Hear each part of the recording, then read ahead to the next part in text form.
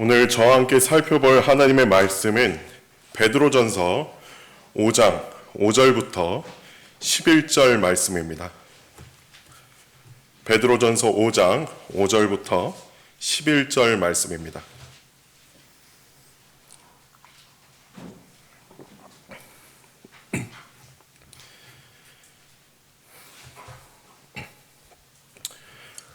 제가 읽겠습니다. 이와 같이 너희 젊은이들아 장로에게 복종하라. 너희 모두가 서로 복종하고 겸손함으로 옷 입으라. 이는 하나님께서 교만한 자들을 대적하시고 겸손한 자들에게 은혜를 주심이니라. 그러므로 하나님의 능하신 손 아래서 겸손하라. 때가 되면 그분께서 너희를 높이시리라. 너희의 염려를 다 하나님께 맡기라. 이는 그분께서 너희를 돌보심이니라. 정신을 차리고 깨어있으라. 이는 너희의 대적 마귀가 울부짖는 사자처럼 삼킬 자를 찾아 두루다니기 때문이니라. 믿음 안에 굳게 서서 그를 대적하라. 이는 세상에 있는 너희 형제들도 동일한 고난을 당하는 줄을 알미니라. 그러나 모든 은혜의 하나님 곧 그리스도 예수로 인하여 그의 영원한 영광으로 우리를 부르신 분께서 너희가 잠깐 고난을 받은 후에 너희를 온전케 하시고 경고케 하시며 힘을 주시고 확고히 하시느니라. 그분께 영광과 권세가 영원 무궁토록 있을지어다. 아멘. 오늘 설교의 제목은 고난에서 나온 성장입니다. 고난에서 나온 성장입니다. 성도 여러분께 질문을 하나 드리도록 하겠습니다. 여러분의 고난의 과정이 즐거우십니까? 인간의 상식선 상에서 고난이 즐거울 리는 없습니다. 그리스도인의 삶에서 그리스도인의 성장을 위해 반드시 거쳐야 할 과정이 바로 하나님께서 허락하신 고난의 과정입니다.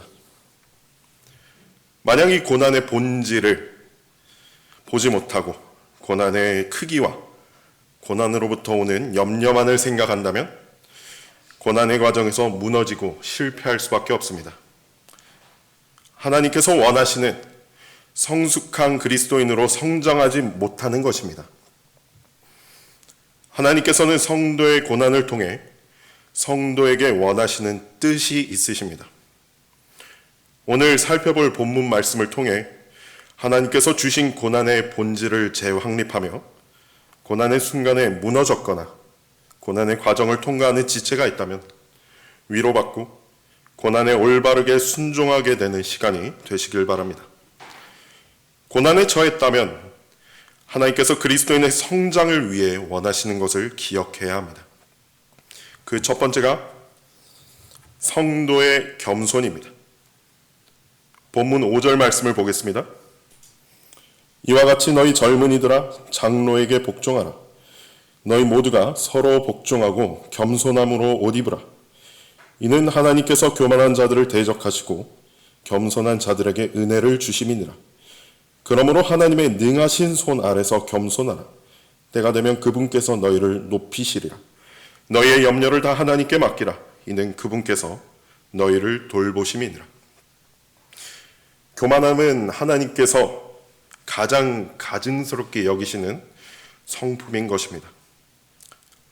교만한 자는 하나님을 두려워하지 않습니다. 하나님을 두려워하지 않는 자는 악을 미워할 줄 모르는 것입니다. 그래서 잠언 8장 13절에서는 이렇게 말씀하고 있습니다. 주를 두려워하는 것은 악을 미워하는 것이라. 나는 교만과 오만, 악한 행실, 완고한 입을 미워하느니라. 교만은 다툼을 일으키며 멸망을 초래합니다. 그리스도인이 하나님을 찾지 않는 것은 교만함 때문인 것입니다.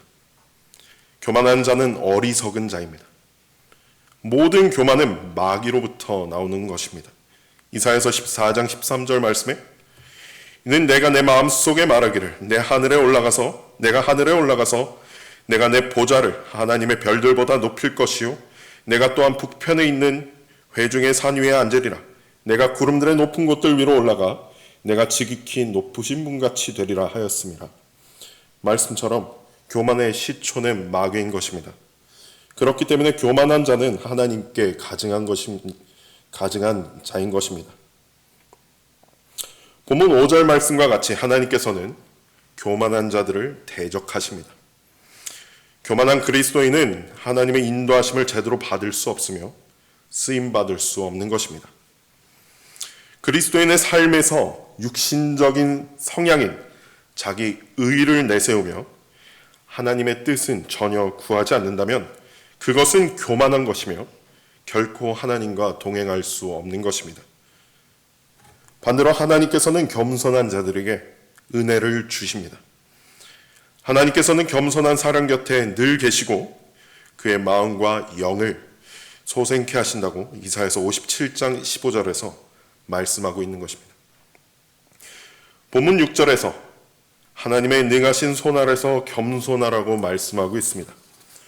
무엇이 하나님의 능하신 손 아래서 겸손한 것입니까?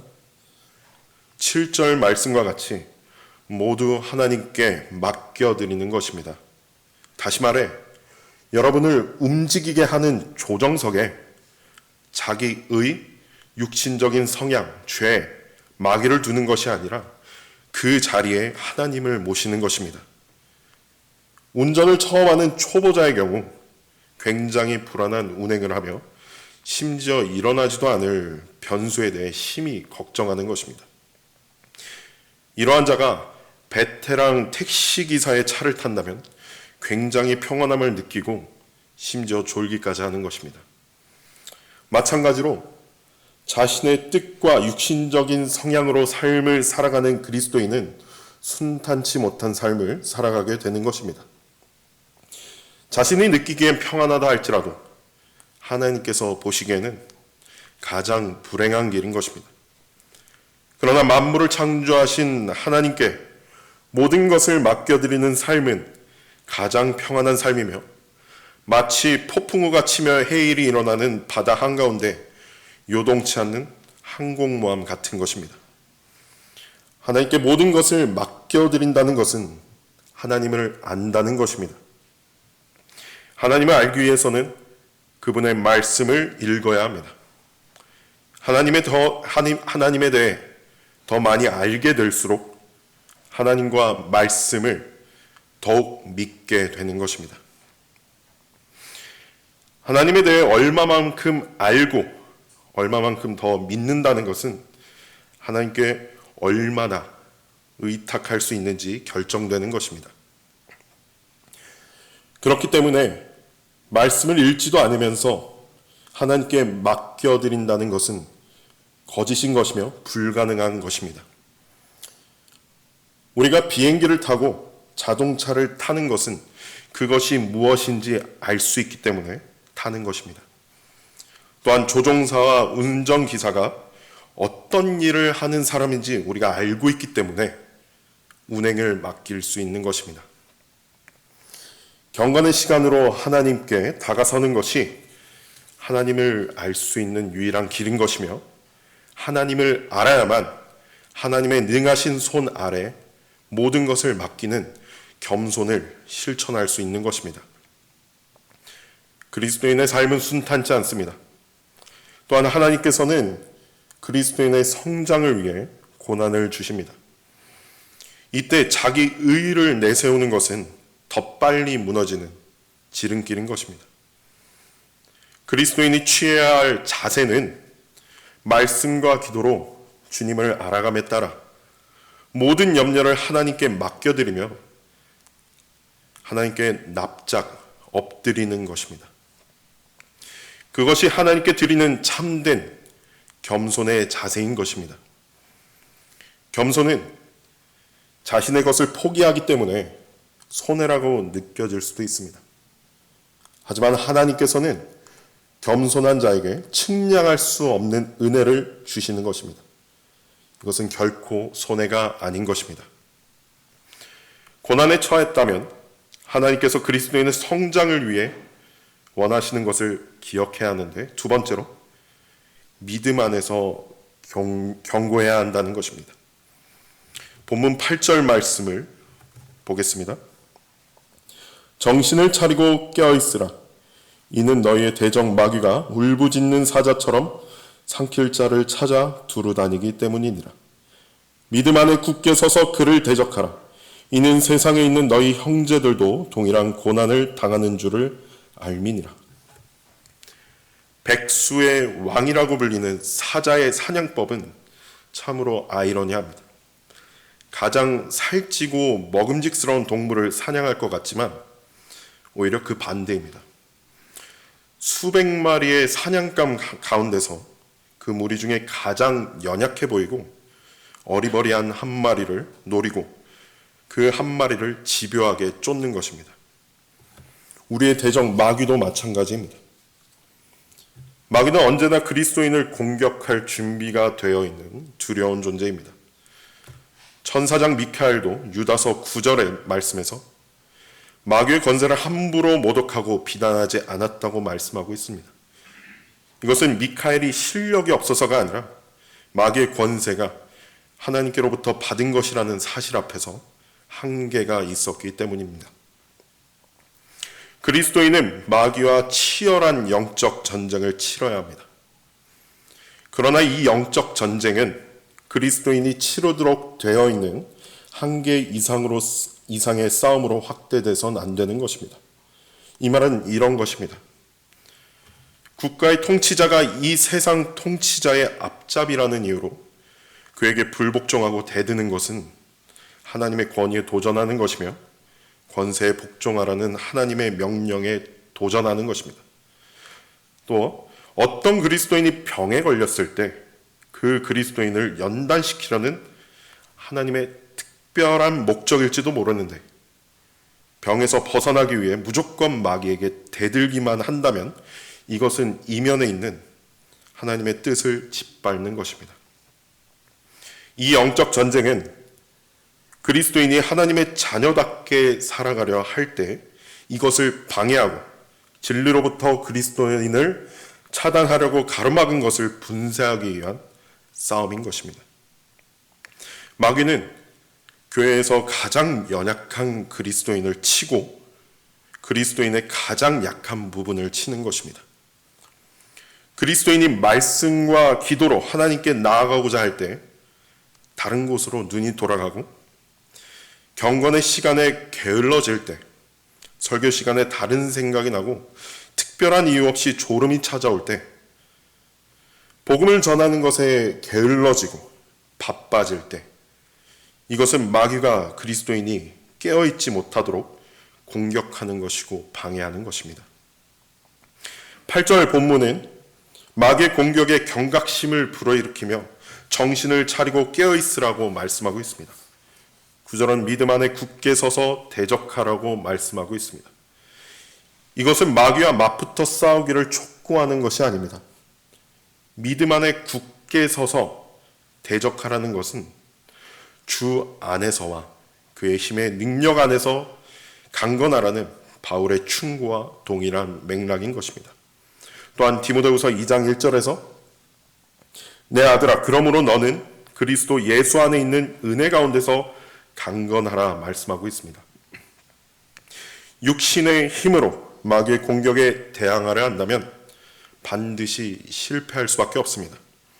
마귀를 대적하되 주님의 능력과 은혜 안에서 하라는 명령인 것입니다. 하나님께서는 마귀의 공격에 대해 성도가 흔들림 없이 견고하게 서 있기를 원하십니다. 성도가 영적 전쟁에 대하여 견고히 서 있는 방법은 바로 믿음 안에서 주 안에서와 그분의 힘의 능력 안에서 그리스도 예수 안에 있는 은혜 가운데서 마귀를 대적하는 것입니다. 이것이 이루어지기 위해서 말씀과 기도로 주님께 나아가며 겸손함으로 하나님 앞에 무릎을 꿇고 바짝 엎드려야 한다는 사실을 기억해야 하는 것입니다.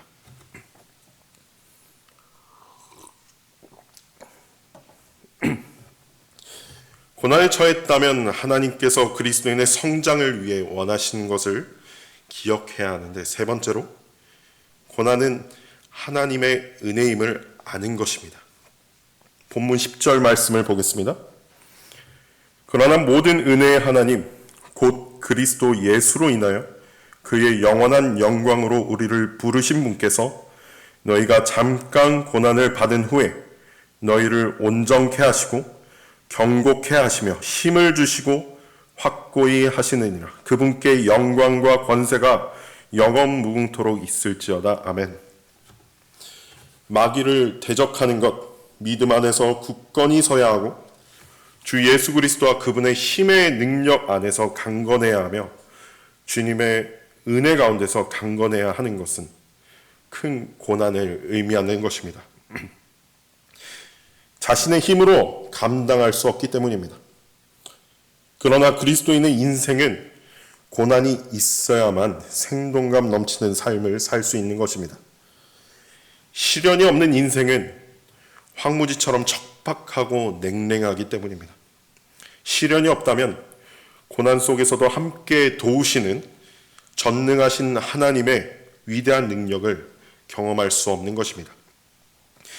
시편 46편 1절 말씀에 하나님은 우리의 피난처시요 힘이시며 고난 중에 나타나시는 도움이시라 말씀하고 있습니다.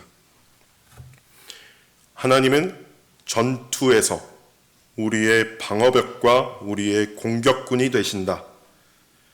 비텐베르크에 살았던 마틴 루터의 묘비에 기록되어 있는 말씀인 것입니다.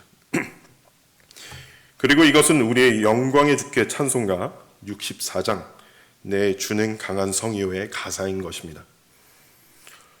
로마 가톨릭과 영적 전쟁이 한창이었던 1529년 자신을 따르던 성도들이 마귀의 공격과 박해로 지쳐 있을 때 이 말씀을 토대로 찬송가를 작사 작곡했던 것입니다. 내 주는 강한 성이요 방패와 병기이 되시니 큰 환난에서 우리를 늘 구해내시리로다. 저 원수 마귀는 이때 힘을 써 계략과 권세로 죄종 삼으니 천하의 적수 없도다. 내 입만 의지할 때는 패할 수밖에 없도다. 힘 있는 장수 나와서 날 대신하여 싸우네. 이 장수 누구뇨? 내 예수 그리스도 곧 만유주로다. 당할 자 누구뇨? 반드시 이기리로다. 이 땅에 막이 꽉 차서 우리를 삼키려 하나 겁내지 말고 싸워라. 진리로 이기리로다. 친척과 재물과 명예와 생명을 원수가 취해도 두려워 말지라. 주 말씀으로 이기리. 하나님 말씀 능력이 이 세상 권세 이기네.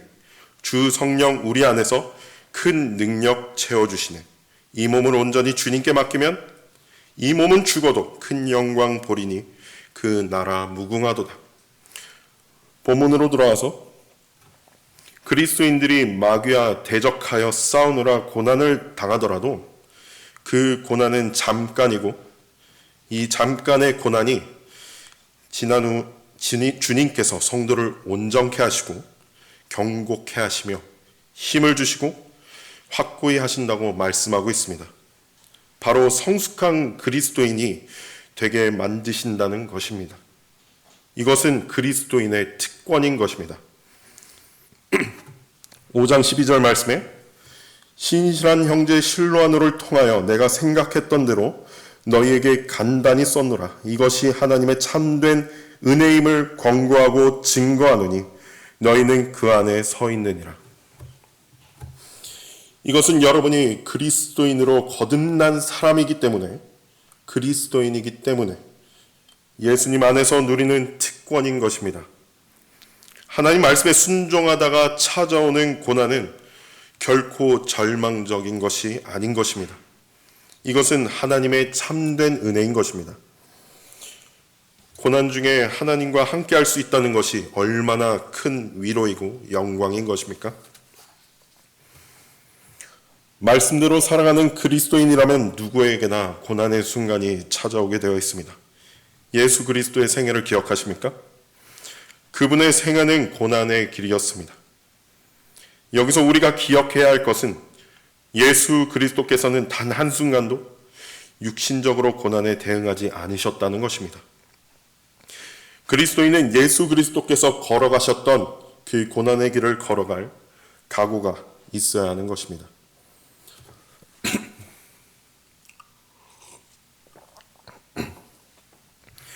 그러나 이 가구를 다지는 것, 육신의 생각이나 억지로는 불가능한 것입니다.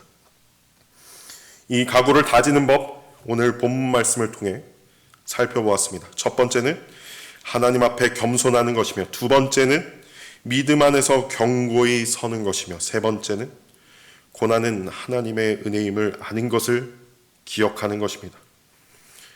고난의 순간 하나님께서 성도에게 진정으로 바라시는 것, 그것은 얼마만큼 하나님께 기대느냐, 또 하나님을 얼마나 의지하는가인 것입니다.